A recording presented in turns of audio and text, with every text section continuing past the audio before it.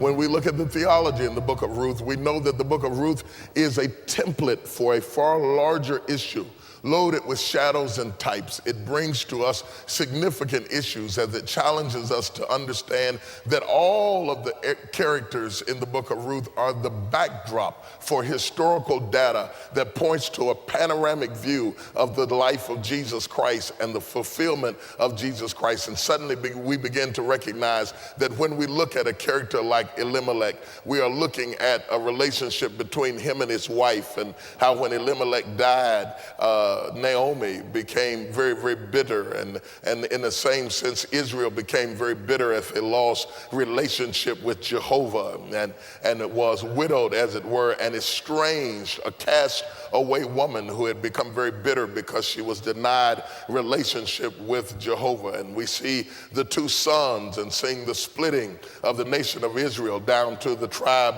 of Judah. And we begin to see how they break and divide and then die. And through their death and the famine thereof, we see Ruth, who is a Moabite woman who is connected to them by marriage, and now her husband has died and she is estranged, and she goes back to Moab, goes back to Bethlehem with Naomi. Ruth being a type of the church, Naomi being a type of Israel. The church gets connected to God through Israel, who walks her back home to Boaz, who is a type of Christ, and Boaz, who stands there and sees Ruth over in the corner, gleaning in the corners of the field, spies her and brings her from the background to the forefront, covers her with his skirts, makes her his wife, legitimizes her, authenticates her, causes her to be an heir of a grace of which she would have been estranged had her blood prevailed. But because his blood prevailed over her blood, he was able to. It's just a wonderful, wonderful, wonderful story. A famine has arose in this text in a family who is headed by Elimelech, and they leave Bethlehem, the house of bread, because of the severity of the famine, and they go to Moab. Everybody's running for their lives, They go into Moab for survival's sake, thinking that they were going to be there a short time, end up being there 10 years. Elimelech is strong enough to get Naomi out of there with their two sons and get them out of Bethlehem to Moab, but he dies in Moab, and now Naomi is widowed, surviving a famine, raising two sons in a foreign country, unable to get back home because of the famine, trying to survive against adversity, and then she loses her two sons. Now the woman has had a dead husband and now lost two sons. The husband you might could tolerate, you might could say, well, he was up in years, he was up in age, it makes sense. But to lose two sons, in the space of 10 years, she has lost every man she has ever loved. Exasperated and frustrated, she makes up in her mind, this is enough for me. We're coming to the end of the famine. I want to go back home. There is nothing left for me. She makes a statement. She says, I went out full and I came back empty. In other words, there was a famine, but I was still blessed. It's amazing because sometimes you cannot know you're blessed because you're going through a famine, only to find out that the thing that you were worried about is not nearly as significant as the thing that you had. In the midst of her famine, she still had her husband and her children. Sometimes you can have something and not appreciate it until you lose it. After that, she lost her husband and her children. The famine seemed insignificant by comparison. I say that because sometimes you're whining about things that really don't matter. You're upset about things that really don't make any difference in your life. And if you were smart, you would learn how to count your blessings and to thank God for what he's done in your life. It looked like all hell had broken loose in her life. The famine, who would have thought that a famine would come and disrupt this relatively wealthy family and cause them to flee like vagrants and move into Moab and uproot all of their heritage and leave their home and their surrounding and their friends and find themselves in Moab? Who would have thought that having gone to Moab, that she would lose the husband she was relying on to be her sustenance, her source, her friend, and her support. He died and left her there. Who would have thought that having lost her husband, she goes to rely on her sons, and both, not one, but both sons die?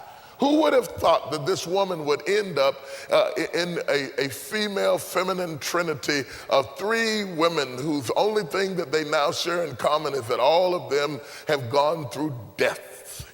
Three women: Naomi, who is the older woman, and Ruth, who was her daughter-in-law, and Orpah, who was her other daughter-in-law. Three women whose commonality was pain.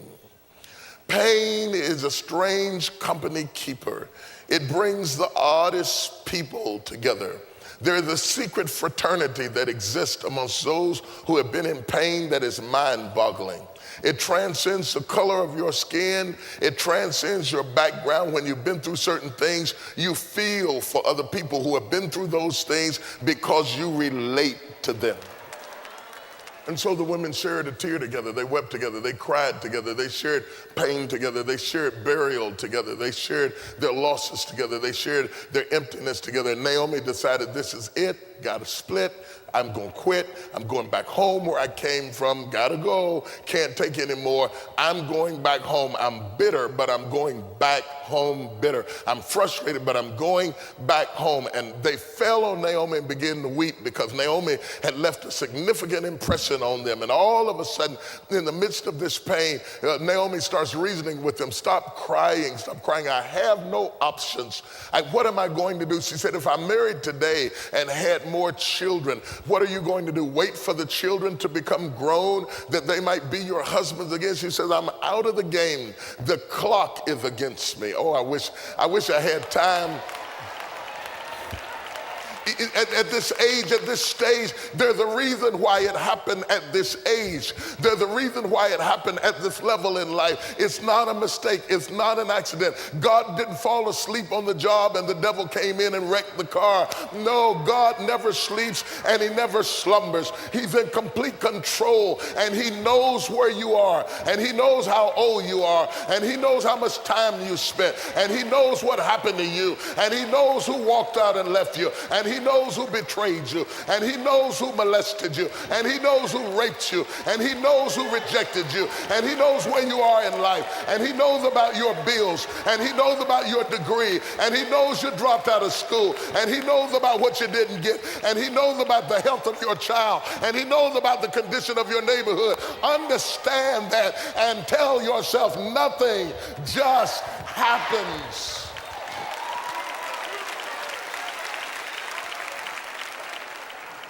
And so Orpah walks away. She walks away. I may have to turn this into a series because I can't get out of this. Orpah walks away and she cries and she goes back. And there are people who can walk away from you. And hear me when I tell you this. When people can walk away from you, let them walk.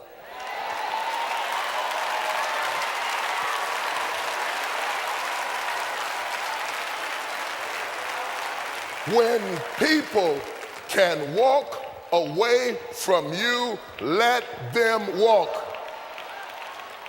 I can sit down now, I preach. I can sit down, I don't need to make an altar call or nothing. I don't have to hoop, I don't have to make you shout. I have just preached right now. When people can walk away from you, let them walk.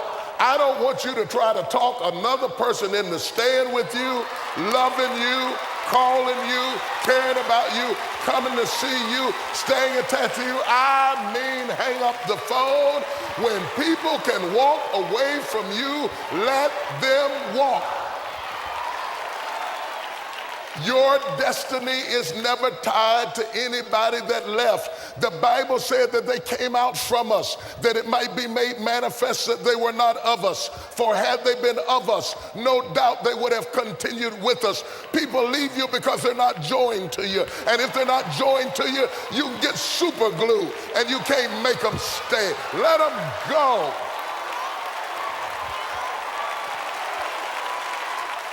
Ruth, on the other hand, coming to the crossroads, She looks at Orpah who left. Ruth turns to Naomi and says, as the Lord liveth, I shall not leave thee. Occasionally in the scriptures, in the whole Bible, you see it happening where people who are not even blood related spend their lives together in the most intimate connection possible. And theologians and scholars and preachers stumble about it because they don't know how to talk about it, because they don't understand the power of being joined together. How can we explain what made Elijah leave his natural mother and father and run after Elijah to wait on him, to clean his clothes, to pour water on his hand, to set up his tent? But some kind of way Elisha sensed that his destiny was tied to Elijah. How can we explain Timothy, who walks away from everything that he owns to hang out at the outside window of a jail cell as an old man prepares to be beheaded? He peeks in the window, handing him books and blankets, ministering to him. The young man understood, I'll never be who I was meant to be without you in my life. Do you hear what I'm saying? There's something about the way you talk. It feeds me. It's something about the way you speak that changes me. It's something about your spirit that motivates me. And I'll never be completed without you. And I didn't meet you by accident. I didn't stumble up and meet you. This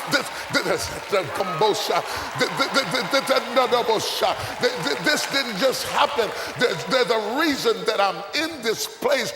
I'm so sick of talking to people who think that everything just happens. I guess I'll go to church. I guess I'll get saved. I guess I'll move to Chicago. I guess I'll move to Dallas. That's not how it is. The steps of a good man are ordered by the Lord. Your steps were ordered. If you hadn't got the phone call that you got when you got like you got it, you wouldn't even be here right now. If you hadn't made the turn that you made yesterday, you wouldn't experience what you're experiencing today. God has been behind the curtain like a puppet master, pulling strings in your life. It's not that you're smart. It's not that you're great. It's not that you're holy. It's not that you're perfect. It's not that you're good. But God winded you up, pointed you in the right direction, released you into your destiny, and you are here and you can't get away. Slap somebody and tell them nothing just happens. This means that I'm up under the banner of his will. I'm up under the banner of his will. Even in the midst of death, I'm up under the banner of his will.